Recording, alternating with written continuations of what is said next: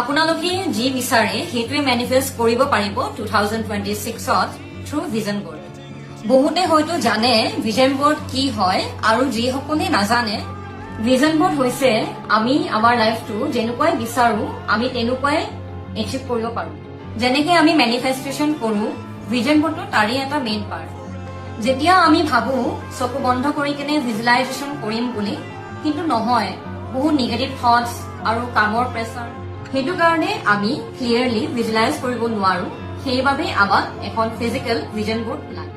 যেতিয়া আমি ভিজন বৰ্ডটো সদায় চাই থাকো, আমাৰ সাবকনচিয়াছ মাইণ্ডটো এক্টিভ হৈ যায় আৰু ড্ৰিম লাইফটো ৰিয়েলিটিত এচিভ কৰিবৰ কাৰণে হেল্প কৰে। চ' মই এভৰি ইয়াৰ ভিজন বৰ্ড বনাই থাকো। ইয়াৰে পৰা বহুতে ড্ৰিম লাইফ এচিভ কৰিছে, আৰু যদি আপোনালোকেও বিচাৰে তেনেহলে মোক কণ্টেক্ট কৰিব পাৰিব। Thank U.